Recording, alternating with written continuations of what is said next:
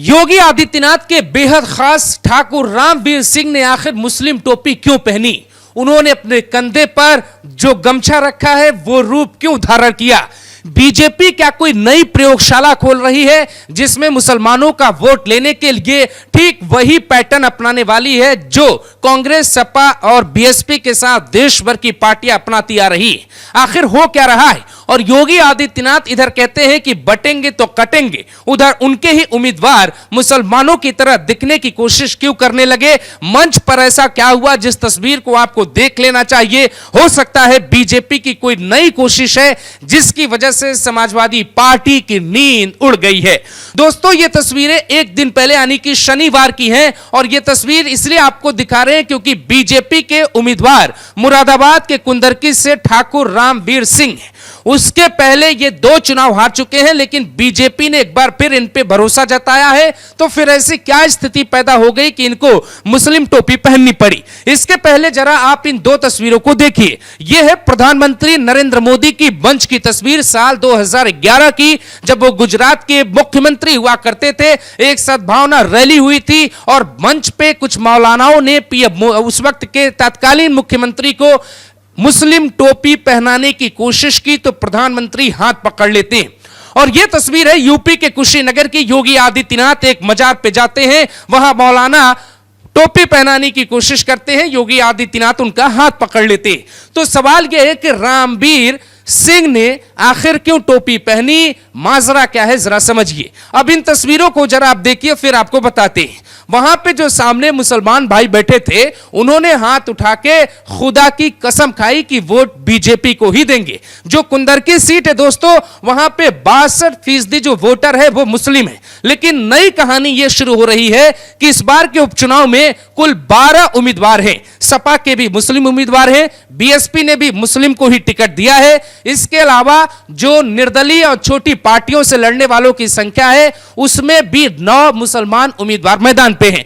यानी 12 उम्मीदवारों में इकलौता उम्मीदवार ऐसा है जो हिंदू है, जिनका नाम है ठाकुर रामवीर सिंह, जो बीजेपी के प्रत्याशी हैं।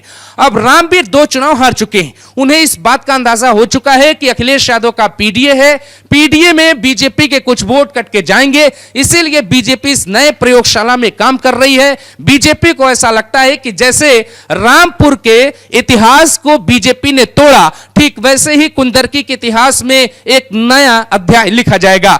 साल 2022-23 में आपने देखा कि साल 1952 से लगातार रामपुर की सीट पर कोई मुस्लिम नेता ही चुनाव जीतकर आता था। लेकिन आजम खान जब जेल गए तो उसके बाद बीजेपी के नेता आकाश सक्सेना को उम्मीदवार बनाया गया। आकाश सक्सेना ने तकरीबन 33,000 कुछ वोटों से समाजवादी पार्टी को करारी हार दी थी। इसके बाद से ही बीजेपी को इस बात में दम दिखने लगा कि मुसलमानों की बहुल सीटों पर भी जीत हासिल की जा सकती है। यही प्रयोग अब मुरादाबाद की कुंदरकी में करने की कोशिश की जा रही है और बीजेपी के साथ जो हथकंडा बाकी की पार्टियां अपना रही थी, वही हथकंडा बीजेपी भी अपनाने लगी।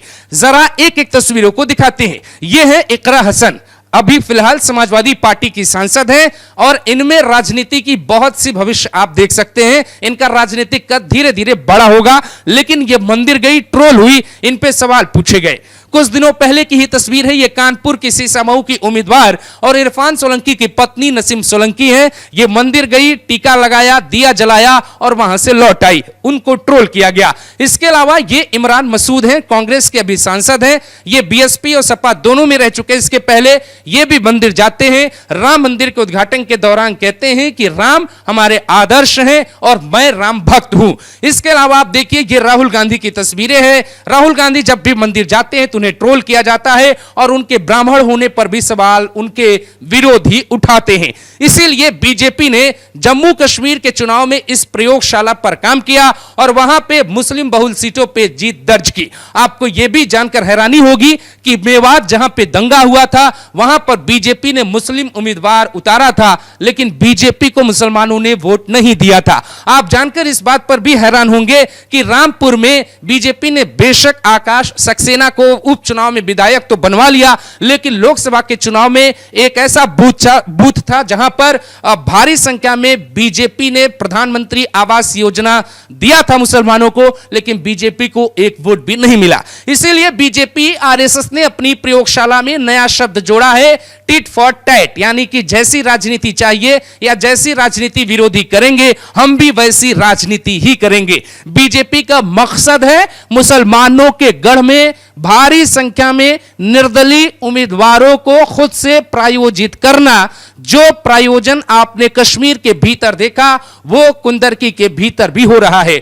हमारे जानकार और सूत्र ये कहते हैं कि 5 से 6 उम्मीदवार ऐसे हैं जिनके पीछे किसी बीजेपी नेता का ही हाथ है, ताकि वो उस वोट को बांटा जा सके। क्योंकि चुनावी जीत और हार का अंतर हरियाणा हो या कश्मीर या फिर उत्तर प्रदेश की बाकी की लोकसभा सीटें, जहां पे समाजवादी पार्टी को 37 सीटें मिली, उनमें बहुत सीटें ऐसी थी जब मामूली अंतर से बीजेपी हार गई। उसी मामूली अंतर को और कम करने के लिए और विरोधियों पे डोमिनेट करने के लिए एक नई प्रयोग की कोशिश की जा रही है। इसीलिए रामवीर सिंह, जिनका पूरा नाम कुंवर रामवीर सिंह है, उनका भौकाल है, वो मुसलमानों को लेकर बहुत कुछ बोल चुके हैं, लेकिन चुनाव आया तो वो मुस्लिम बनने को तैयार हो गए, टोपी पहनने के तैयार हो गए। बीजेपी के भीतर सालों बाद एक ऐसी तस्वीर आई है जब किसी बीजेपी उम्मीदवार ने मुसलमानों के साथ मंच पर उनके जैसा दिखने की कोशिश की है। इसके 2 मायने हो सकते हैं। आप कह सकते हैं ये भाईचारा है,